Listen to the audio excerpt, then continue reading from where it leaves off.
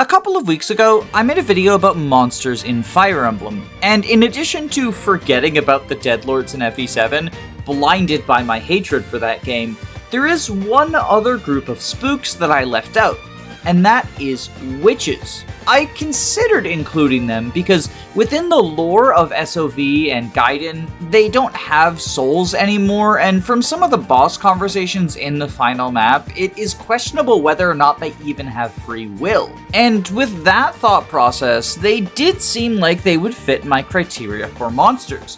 But on the other hand, well, they're not humanoid enemies, they are humans. Yes, they're humans who gave up their souls, but I couldn't decide whether that made them monsters or not. I mean, technically skeletons are humans that gave up their flesh and guts, so you could make the argument that witches are also monsters, but you could also make the argument that they're not. Especially because in non-Fire Emblem media, witches are generally considered to be separate from monsters. Not only that, but in the other iterations of the witch class, it has been much more clear-cut that this is a human who casts magic, rather than some sort of monstrous being that used to be a human. So as a result, I decided to make witches their own video. They get their own special little spot on the Danny Doyle YouTube channel. With that in mind, let's talk about where this all started, the Valentian games. In both Gaiden and Echoes, witches are a unique enemy type, with the ability to teleport and attack on the same turn. As such, they can theoretically threaten any of your units on every single turn. And this is particularly problematic for slow, low resistance enemies because they could get dogpiled by multiple witches. Or, at least they could if it weren't for the way that witch AI holds them back. So there's a lot of conflicting information online about how witch AI works, and to the best of my knowledge, nobody knows exactly how witch AI works, but basically it makes it so that every witch in the game will not teleport and attack the same unit. Witches are still threatening, and if you want to set someone up to fight foes on enemy phase, you do have to factor in the possibility of them being attacked by witches. But unless I'm mistaken, you're never going to have 5 witches teleport across the map to beat up your armor knight. Now, from a game design perspective, I don't really like the way that witches work in the Valentian games. I get what they were going for. They were meant to be incredibly threatening enemies, and in that they were successful.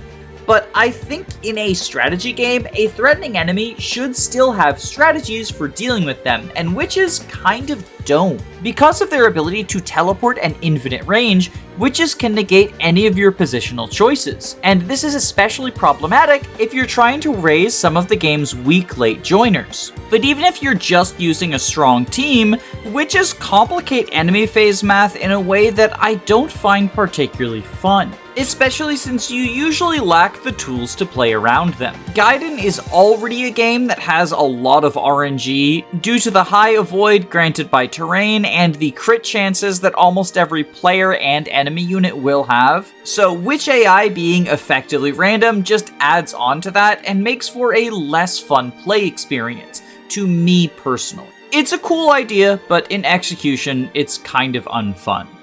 But that's from a gameplay perspective. From a story perspective, I actually really like what witches add to the lore of Valentian. In the story of Gaiden, witches are female spellcasters who offered their souls up to Duma. In exchange, Duma granted them great power, but removed their personality and consciousness, making them just a vessel for carrying out his will. Well, I say offer it up, but as the story continues, it becomes clear that at least some of these witches were not consensual in their becoming of witches. In fact, Delthea is hypnotized into becoming a witch against her will by the evil warlock Tartar Sauce. And the mind control is complete to the point where she doesn't even recognize her own brother. Tartar Sauce has to be killed in order to free her, and if the Deliverance hadn't wiped him out so quickly, then she probably would have been turned into a witch permanently. Now, it's possible that this hypnosis was meant to be something different than witchhood, but in Gaiden, Delthea is actually referred to as a witch while she's an enemy, rather than just a mage. She doesn't become a mage until you recruit her. Granted, this is also true of Sonya, so it's possible that just all female NL mages are labeled as witches, but I personally am taking this as a lore implication that, hey, we can turn people into witches non-consensually. Especially since we know that this is what Jeddah does to his daughters. Jeddah has 3 daughters that we know of, Marla, Sonya, and Hestia. Sonya ran away in order to escape the grisly fate that was given to both of her sisters. And in her battle conversations, Hestia expresses frustration at the fact that Sonya gets to maintain her free will, whereas Hestia lost hers. Marla, on the other hand, simply scolds Sonya, so it's possible that she consensually became a witch because she was a true believer, or maybe she was turned into a witch so long ago that all of her free will is gone and she can't even express frustration. Either way, I would say it is a tragic fate for both of these ladies, and we're kind of doing them a service by putting them out of their misery. The one area in which witches don't really align with Valentia's lore is in the Sonya battle. Both because in Gaiden, Sonya herself is labeled as a witch despite running away in order to stop becoming one, and because in both Gaiden and SOV, every enemy on her map is also a witch. But witches are supposed to have no free will of their own, instead blindly serving the will of Duma. So why then are a bunch of witches working for Greeth in defending his thief empire? There's not really a good story explanation for it, but I think the gameplay explanation is they wanted a map full of dread fighters and a map full of witches. One very strong physical class and one very strong magical class, and you can choose which one you want to fight. And honestly, I think that's fine. Remember, Gaiden was an NES game. Not everything is going to have a concrete lore explanation. And I think sacrificing a perfect lore for the sake of gameplay is fine. Now, I talked about Delthea and Sonya being witches in Gaiden but not SOV, but there are also 2 new witches added into SOV, presumably because of a court order that actually legally requires a specific number of witches in every Valentia game. The first is Renea. She is a new character added to SOV, and she has a very grisly fate. Her fiancé puts her through a ritual to turn her into some sort of evil fire goddess thingy. Although her class name is Witch, so it's possible that she's just a witch who has an affinity for fire for whatever reason. I'll be honest, I don't really care for the Renea Berkut subplot that got added in SOV. Like, it sucks that she gets turned into a witch against her will, but I mean, this is the misogyny game. Bad stuff is going to happen to women. So her fate was as tragic as it was predictable. The other new witch that's added in SOV but not present in Gaiden is Nui Baba. That's not to say that Nui Baba isn't in Gaiden, but Nui Baba is actually a man in Gaiden. He's an anarchist, which is the Dark Mage equivalent in this game. But as you can probably expect from a game that came out on 420, SOV is super woke. So Nui Baba transed her gender, and now she is a hot transgender witch, which means that I am inevitably going to get dozens of comments saying Nui Baba is just like me for real from all the trans witches who watch my channel. You know who you are. I don't have much to say about Nui Baba's witch status other than that, but good for her. You know, you slay, girl.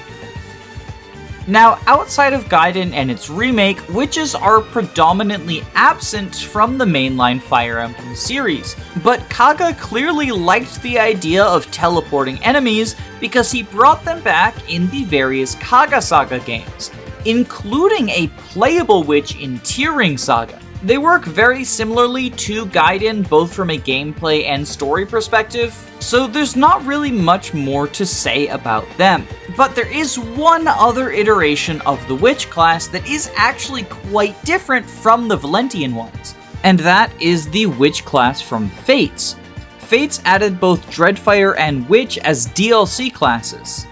I think as a reference or hint to the fact that the next game in the series would be a remake of Gaiden, since Witch and Dreadfighter were both Gaiden exclusive classes up until the Fates DLC. The Fates version of Witch is a special class, meaning that it ranges from level 1 to level 40, rather than 1 to 20. As a result of this, it learns 4 skills, one at level 1, one at level 10, one at 25, and one at 35. Aside from the skill difference, it's basically just a female-locked version of the Sorcerer class. It's got a little bit less bulk, both in terms of growth modifiers and base modifiers, and a significantly higher speed, both in terms of bases and growth modifiers. But the main advantage is, of course, you can become a witch while unpromoted, whereas you have to promote to become a sorcerer. The stats on their own are enough to make witch a desirable class, but its skills make things even better. The level 1 skill is Shadow Gift, which allows you to take the Nosferatu spell into other magical classes, such as Dark Knight or Oni Chieftain if you want to be able to Nos in a bulkier class. The Witch's level 10 skill is Witch's Brew, which is just a luck % chance to get a vulnerary or tonic, and yeah, that's not really all that appealing. I'm not a huge fan of the luck % get an item skills anyway, but vulneraries and tonics are especially insulting because they're like super cheap to get. Witch's level 35 skill is kind of interesting. Toxic Brew is a chance to inflict the freeze status on enemies. It has a pretty high proc rate at skill times 1.5%, but because it's unreliable, I don't really like it. Freeze is the sort of thing that you want to be able to turn on to a specific target, rather than just have as a secondary effect of attacking. Plus, as a level 35 skill, it's not going to come in handy too often. Once you have units that are level 35, you're probably one-rounding most enemies, and the ones that you're not are oftentimes stationary bosses. But the real selling point of Witch is its level 25 skill, Warp.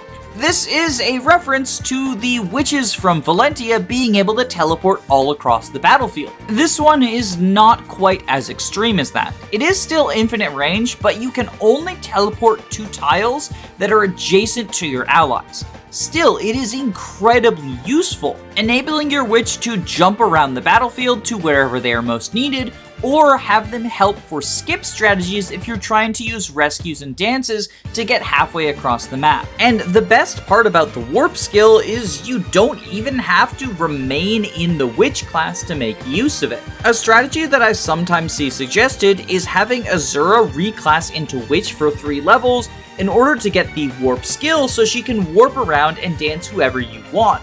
And I mean, yeah, that's incredibly silly, but also potentially worth missing out on a dancer for a map. Honestly, Witch would be a broken DLC class even without the teleportation skill, but Warp adds a whole new dimension to how stupidly broken this class is.